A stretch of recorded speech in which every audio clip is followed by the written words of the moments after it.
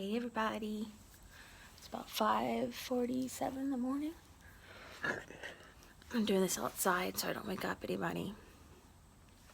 There's weird noises going on outside too, so if somebody comes after me, I'm flipping this phone around and you show those pictures to the authorities, please. It's day after chemo. I woke up at 4 o'clock with acid coming up my throat, got sick, been out in the bathroom about 3 or 4 times already this morning. It's weird because you can like feel the chemo spreading through your body. Like right now, like I can feel where it's getting lower and lower into my legs, if that makes any sense. Normally it takes like a full day to start getting the full effects of it, and then once this little baby, that little thing, pushes in my boost for my white blood cells, and it's all downhill from there. Feels like shit. But I hadn't come on here in a while. I thought I'd talk about some things. We had our fundraiser on Saturday. It was amazing. You know, I hadn't put a full face of makeup on and got all glammed up and my wig and stuff. And it was the first time I wore one of my wigs and got to really kind of feel pretty. I know that doesn't define you, but when you're getting everything kind of taken away from you against your will when it comes to how you look and are perceived by the world, things like that really make up for it. And I got to see so many people I love, and it made me really realize some things about myself that, you know, I had some pride. I did have some pride about how I looked before cancer, you know. I had shaved my head back in November because of my Crohn's, and I had some issues with that, but then it started growing out, and I knew it was going to grow out. Well, this isn't going to be growing out anytime soon. And not only that, on top of it, I got what's called folliculitis. It's where your hair follicles get inflamed and they make like pinprick blemishes all over your head or where you have hair. Like it's even, I don't know if you can see in this light, on my arms, both arms.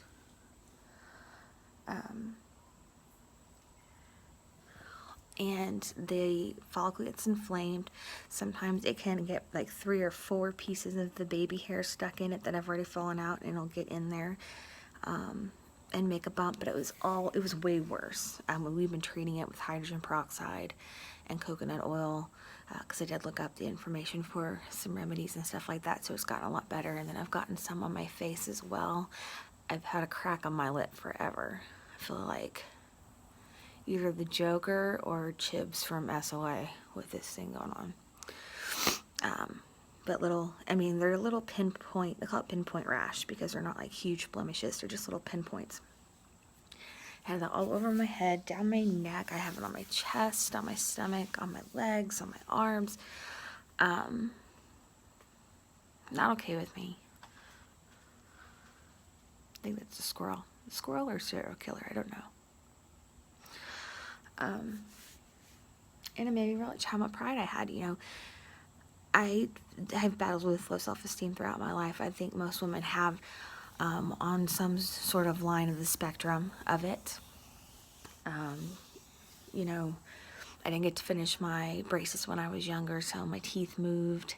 So, you know, I've always worried about that. Not to the point like in high school and before braces, I would cover my mouth when I would smile because my teeth were so jacked up, and I didn't want people to see that. Now, not so much. They've moved, just, you know, these have moved back, and I got a gap, which is weird because I had too many teeth to begin with, and now I have a gap. But, you know, stuff like that. Not being able to tan, the weight gain and the weight loss and all that kind of stuff from the meds that I've been on since I was 20. That's always been difficult. You can't wear your shirt saying I'm fat because of my meds. I mean, I guess I could get one made now. Although I'm losing weight on chemo. You know, just little things you don't realize. And, you know, I broke down a couple of days ago and I was like, dude, I didn't know I was pretty. it was pretty and I don't feel that way anymore. I know that's whining, and I know I'll get comments about how I'm still beautiful and da-da-da, and believe me, I appreciate those. But it's just, you have your days, and especially after chemo, those days kind of get bad. And also, it kind of shows you how your friends react to chaos, or not. It's not necessarily chaos. It's hard to look for words. A little brain fog going on. How they react to trauma. Because there's people that I would think that would be texting me every day, or well, at least every week, or coming over, maybe once every 2 weeks, something like that, or inviting me over, things like that, just regular friend stuff, checking up on me, that I would have thought it would have been that way with this diagnosis. And then there's people that it just came out of the left, out of nowhere, that I don't talk to on a daily basis whatsoever. I mean, we're still friends, but not someone, one of those friends that you can drop it and leave it and pick it back up whenever you see each other, whatever that may be. If it's chance crossing at a party, or we don't really go to parties, but like, what I mean, birthday parties. We'll go to some people's birthday parties. And then just being loving and supporting and texting me and checking up on me, and it really just shows you, the way people act towards it. And it's even harder when someone, I can probably say everybody knows someone with cancer. You might not be close to them. You mean it could be your mom, your dad, your sister, your brother, cousin, an aunt, uncle, partner, wife, husband, or it could be, a coworker, or somebody you knew in high school, or one of your friends' friends. Everybody gets touched by cancer. Where was I going with this? But, it's not necessarily close to you. When it's close to you, it's harder to deal with. I do have at least 2 or 3 friends that I've been talking to a lot, and kind of easing their fears too, with not worrying about needing to be here for me because of what cancer has done to their family. It's hard, with it being recent, to be deeply involved in this, not in this fight and this donation and all that kind of stuff. Not really donation. Trust me, y'all see my post with the donate here, the youcaring.com thing, and I hate posting it because I hate asking, but it really is. Cancer is $1 billion industry, and it's $1 billion industry for a reason, and makes me angry that I have to figure out and beg for scraps to be able to live, to get the treatments I need to live. That's infuriating. Jada says I'm dancing in between denial and anger right now on the grief scale. I don't know if anybody else does this, but I'll be upset and I'll walk into a room and I'll just automatically, just for a split second, envision myself like ripping everything off the walls and like breaking shit and knocking chairs over, and and then it goes back to reality. I can't do that. I'm an adult.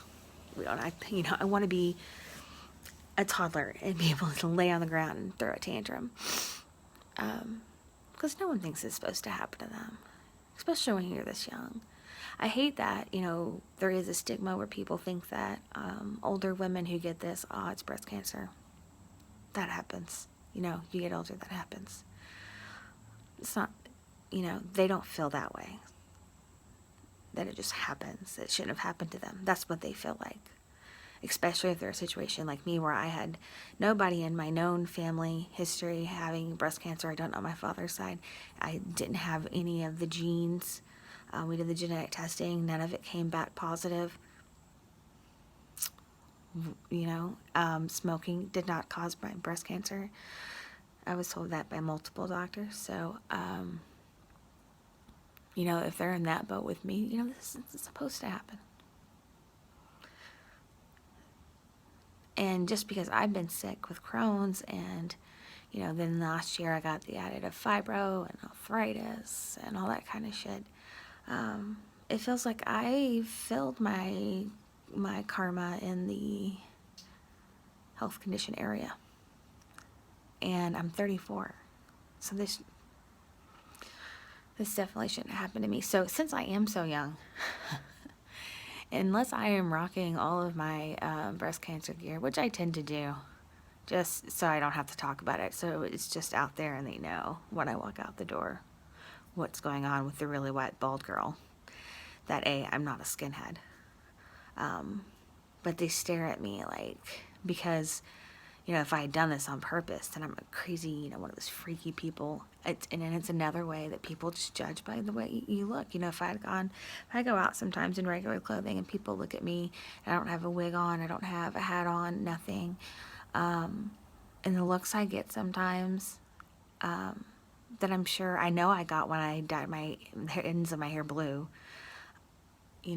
Like, you're not the norm. I don't understand people's issue with wanting everyone to be in this. What is normal? What is normal? Your normal's not mine. I've never understood this, why we need to ostracize somebody. I mean, I guess it's on the whole bullying scale of where I put you down to make me feel better kind of situation, and it's global, but who gives a fuck if you walk past somebody who has a head shaved? Like, does that affect your life? No? Then maybe keep your eyes to yourself. Worry about your own business. Is it taking money out of your bank account because somebody dyed their hair green? No? Worry about your own business. Is it affecting your bills? Or where your roof over your head if somebody has a million tattoos or piercings? No? Then get right in your head. And don't throw religion at me, because I'm pretty sure you are not to judge lest ye be judged. Don't throw stones at glass houses and all that kind of crap. Like, it's fun enough going through this, but then to be judged because of who people perceive me to be. Because I look like this right now. Oh, the rowdy 20-year-old I used to be would have some fun with this, I would tell you. Even sometimes Jada has to make me keep my mouth shut, because it's still there. I still got a little bit of it. Drop some knowledge on these people in a way and with some vocabulary they may not be too happy with. But mom's here to start taking care of me for the week. I don't have to go to hydration today. It's sad when your on-call just looks at you with pity, because I'm literally having to be up there every day. I start hydration again tomorrow, Friday, Monday, and then Tuesday I will see my doctor again with more labs. It's just my magnesium won't come up, my potassium won't come up, and my iron finally did somewhat, so we're not so worried about the iron now, but they keep giving me magnesium bags, and I stay low. I stay at the same level, and then the potassium, they actually came and told me to take 5 of my potassium pills, which they are horse pills. I am a pill taker. I can take like 7 or 8 at a time. I'm used to it. I've had Crohn's for 22 years. But these are hard to swallow. I have to do 1 at a time. And then 3 every day, because my potassium is just crap. And that, I'm worried that I'll walk in tomorrow and it'll happen like it did the last time after my chemo and me almost fall out, and they might keep me, and I don't want to be kept because I've had enough hospital stays for everyone on here combined. I'm already going to have 1 for the surgery, the 2 surgeries. I don't want another. Yeah, so I wanted to come in and talk about that. Jada got to come with me yesterday and sit with me and see the millions of bags of stuff that they pump into me. Just getting ready for this week mentally, because physically I have no control. It's crazy. I want you to think about that for a minute. Being mentally there, somewhat, because I forget things, but having no control over the way your body feels or what it reacts to or what it does. Not fun. Not fun at all. But it's going to be okay. You know, this is my third chemo, my third round. They call them all rounds. It's my third round of chemo. My sixth round of chemo is when my nurse said after that they'll do the bilateral mastectomy. So we're looking like probably either late October, November, December, somewhere in there. Probably in November, I would say. Depends on how fast Dr. Clifford wants to get me in. And then I'll be talking to him about reconstruction and when that's going to happen and who he's going to send me to. And then I had a friend that also just had a reconstruction done. I think she just had a lift. And I'm going to have her give me her doctor's information too, just so I have some comparison shopping to do. Because of the reconstruction, I want to be good. And then after the bilateral is when we go into the radiation, and then I'll have 8 more months of chemo. So that is that. I'm going to try and do some makeup tutorials this week. I know that sounds ambitious, but probably towards the end of the week I'll be able to at least sit up in bed. And if I can sit up in bed, I can blend my eyeshadow. It might take me forever. I might have to piece together a lot of videos on iMovie, but that is fine. I can do that. I want to thank everyone who came out, all the donations. I'm just blown away. We still have a stack of cards like this thick of stuff to raffle off from businesses that have never met me. And I know it's not about me. It's about they're wanting to help someone who's going through this disease. They have probably been touched by it. I know it, but it is still for me. So it's so overwhelming, the generosity, and then the negativity too, because there is some negativity out there. Some people who I'm not their cup of tea to begin with, have talked about, I've heard people talk about a lot of things like, well, would her hair have really fallen out? Did she just shave it? Yes, my hair was falling out the night before I shaved. My hair, the day of the fundraiser, while everyone else was getting their hair shaved, my hair was coming out in clumps. I have completely bald spots all over my head, and then I have a little bit that's still trying to hang on to that hair. But yes, I would. I'm starting to lose some of my eyebrow hairs. I'm getting some spots, see right there. I've never had those before. This is thinning out. This is nowhere near my normal eyebrow shape. Eyelashes are thin. If you could tell, I was trying to show off our polarized dip liner the other day, and you couldn't see my top eyelashes. Well, one, I didn't have my Epic mascara in, and two, it's because they're not really there that much.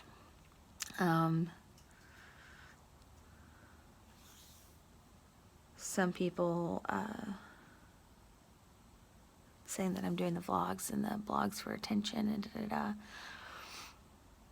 I do these, one for me. In a selfish way, I do them for me.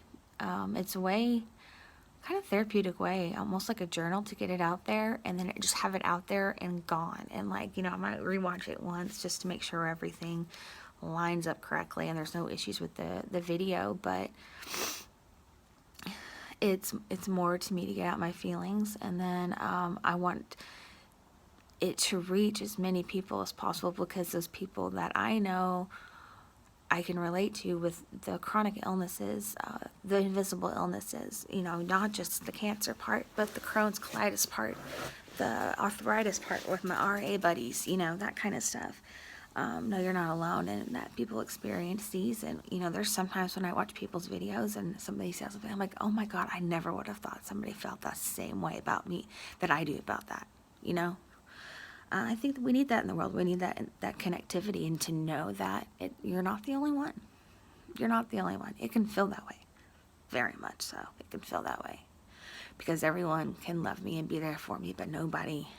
I'm gonna try to cry.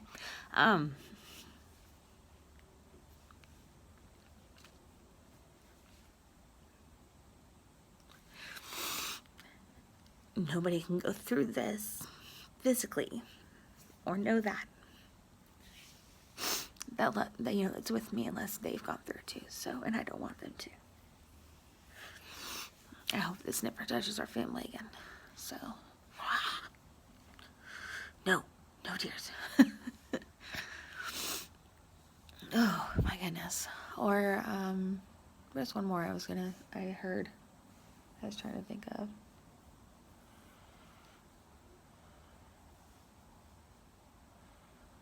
Or people just talk shit that say, I was, I'm a blunt person. I always have been. I don't shy away from the truth, and sensitive people can't handle that, and that's fine. If you're a sensitive person, that's who you are. And if you can't handle somebody being so blunt, then yeah, you don't hang out with them because that's not something that you can handle, and I understand that. But hating me on a level, or saying along the lines of, you deserve this kind of situation, or that's when I kind of get into the rowdy 20-year-old stage, because nobody does. Now, I've said it jokingly about somebody before, while going through this, I shouldn't have had to go through this. They should have had to go through this. And real quick, I was checked, in my head, like, no, don't you dare say that ever again, because I'm very likely to say joke and inappropriate things. That's why I love the drag show at the fundraiser, because it was inappropriate jokes about breast cancer. If you can't laugh at it, it makes it harder. And every emotion I go after, I do it with humor, because I think it makes life easier, and we should be laughing instead of crying. And you gotta be able to laugh at it. So, but people who say stuff like that, they'll karmatically get what they have coming to them. Is karmatically a word? I don't know. Anyway, I'm here rambling long enough. Kiddos and my girl are going to be up soon to get ready for work and school. And that's when my house gets a little loud for about an hour and a half, and then it goes back to quiet. So, thank you if you made it through this whole video for listening. I'm going to try to make the videos not as sporadic. It's been really hard with going every day for hydration to get the videos in when I have, some spare time and some quiet time, but we're going to make that happen. And then if you follow me with my makeup on Millennial Makeup, then those should be coming soon too. Okay? Y'all have a blessed day.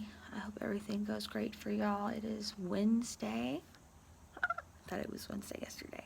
It's Wednesday today. So happy hump day. Bye. Love you.